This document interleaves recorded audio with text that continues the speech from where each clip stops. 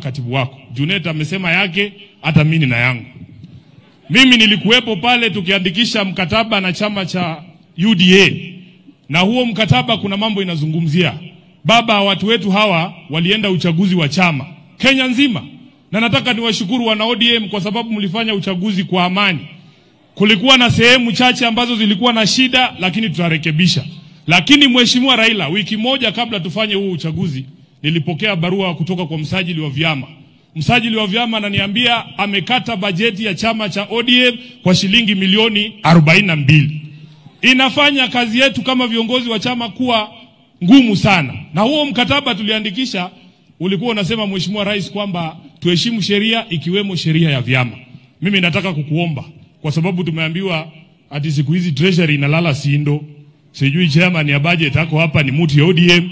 Mheshimiwa Junet, wakati unaangalia hiyo mabudget, tafadhali wekea wanachama wa ODM pesa yao chini ya sheria vile ambavyo inahitajika.